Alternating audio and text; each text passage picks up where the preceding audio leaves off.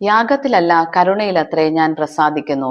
മത്തായി എഴുതിയ സുവിശേഷം 9-ാം അധ്യായത്തിൽ കാണുന്ന ഈ വാക്യം സ്വയം നീതിമാന്മാരെന്ന് കരുതുകയും യാഗങ്ങളൊക്കെയും കൃത്യമായി കഴിക്കുകയും എന്നാൽ സഹജീവികളോട് ഒട്ടും കരുണ കാണിക്കാതിരിക്കുകയും ചെയ്യുന്ന പരീശന്മാർക്ക് യേശു കൊടുക്കുന്ന മറുപടിയാണ്.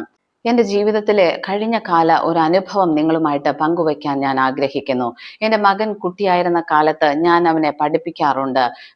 അവന് ഏറ്റവും പ്രയാസമുള്ള സബ്ജക്റ്റ് മലയാളമായിരുന്നു. ഈ സബ്ജക്റ്റ് പഠിപ്പിക്കുമ്പോഴൊക്കെ അവൻ തെറ്റുകയും പഠിക്കാൻ സമയമെടുക്കുകയും ഒക്കെ ചെയ്യുമ്പോൾ പലപ്പോഴും അവനെ ഞാൻ അടിക്കാറുണ്ടായിരുന്നു. എന്നിട്ട് അവൻ രാത്രിയിൽ കിടന്നുറങ്ങും. അപ്പോഴും എനിക്ക് സങ്കടം തോന്നും അവനെ അടിച്ചതിന്.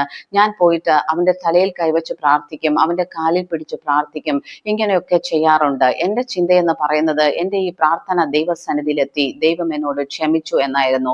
കാലങ്ങൾ കഴിഞ്ഞു പോയി. അവൻ ടീനേജ് ഒക്കെ കടന്നപ്പോൾ ഇവൻ മറ്റുള്ളവരോട് പറയുവാനായിട്ട് തുടങ്ങി. അമ്മ എന്നെ പഠിപ്പിച്ച സമയത്ത് ഒത്തിരി തല്ലിയിട്ടുണ്ട്, അതെനിക്ക് ഭയങ്കര പെയിൻ ആയിട്ടുണ്ട്. ഇന്നും അവനത് വ്യക്തമായിട്ട് ഓർക്കുന്നു. ഞാൻ എന്തിനാണ് അവനെ തല്ലിയത്, ഏത് ഭാഗം പഠിപ്പിച്ചപ്പോഴാണ് തല്ലിയത്, ഇതെല്ലാം ഒരു മുറിവായിട്ട് അവൻ്റെ ഹൃദയത്തിൽ കിടക്കുന്നു. കാലങ്ങൾ കഴിഞ്ഞു പോയെങ്കിലും ഈ മുറിവ് അവനോടൊപ്പം വളരുവാനായിട്ട് ഇടയായി തീർന്നു. അപ്പോഴാണ് ഞാൻ തിരിച്ചറിയുന്നത് ഞാൻ എടുത്ത പ്രായശ്ചിത്ത പ്രാർത്ഥനകൾ ഒന്നും ദൈവസന്നിധിയിൽ എത്തിയിട്ടില്ല എന്ന്. വിശ്വാസികളായ നാം പലപ്പോഴും മറ്റുള്ളവരെ വേദനിപ്പിച്ച് സംസാരിക്കാറുണ്ട്, മറ്റുള്ളവരോട് കോപിക്കാറുണ്ട്, സഹജീവികളോട് കരുണയില്ലാതെ പെരുമാറാറുണ്ട്. എന്നിട്ട് നമ്മൾ പ്രാർത്ഥനാ മുറിയിൽ വന്ന് ദൈവത്തോട് നിലവിളിക്കും, കർത്താവേ എന്നെ ക്ലെൻസ് ചെയ്യണം, എന്നിൽ പാപം സംഭവിച്ചു പോയി, ഞാൻ കോപിച്ചു, അല്ലെങ്കിൽ മറ്റുള്ളവരോട് മോശമായിട്ട് സംസാരിച്ചു, എന്നോട് ക്ഷമിക്കണമെന്ന് ദൈവസന്നിധിയിൽ നമ്മൾ കരഞ്ഞു നിലവിളിക്കും. എന്നിട്ട് നമ്മൾ പാപക്ഷമ കിട്ടിയതായി വിശ്വസിച്ച് പ്രാർത്ഥനാ മുറിയിൽ നിന്ന് പുറത്തു വരും.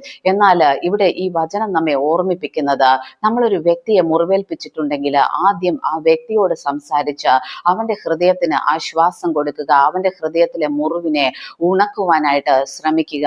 അപ്പോഴാണ് നിങ്ങളുടെ പ്രായശ്ചിത്ത പ്രാർത്ഥന ദൈവം സ്വീകരിക്കുന്നത്. ആ വ്യക്തിയുടെ ഹൃദയത്തിലെ മുറിവ് ഉണക്കി കഴിഞ്ഞ ശേഷം നിങ്ങൾ ദൈവസന്നിധിയിൽ വന്ന് പ്രായശ്ചിത്ത പ്രാർത്ഥനയെടുത്ത് ദൈവത്തോട് പാപക്ഷമ ചോദിച്ചാൽ നിശ്ചയമായിട്ടും നിങ്ങൾ പാപങ്ങളെ ദൈവസന്നിധിയിൽ ഏറ്റു പറയുമ്പോൾ നിങ്ങൾക്ക് പാപക്ഷമ ലഭിക്കും. പലപ്പോഴും നമ്മുടെ പ്രായശ്ചിത്ത പ്രാർത്ഥനകൾ ദൈവസന്നിധിയിൽ എത്താത്തതിന് കാരണം, അല്ലെങ്കിൽ പാപക്ഷമ ലഭിക്കാത്തതിന് കാരണം നമ്മൾ സഹജീവികളോട് കരുണയോടെ പെരുമാറാത്തത് കൊണ്ടാണ്. അല്ലെങ്കിൽ നമ്മളിൽ തെറ്റ് സംഭവിക്കുമ്പോൾ നമ്മുടെ തെറ്റ് തിരിച്ചറിഞ്ഞ് ആ വ്യക്തികളോട് അത് ഏറ്റു പറയാത്തത് കൊണ്ടാണ്. ഈ സന്ദേശം നിങ്ങൾക്ക് അനുഗ്രഹമാകട്ടെ എന്ന് പ്രാർത്ഥിക്കുന്നു. ദൈവം നിങ്ങളെ ഏവരെയും അനുഗ്രഹിക്കുമാറാകട്ടെ. ആമേൻ.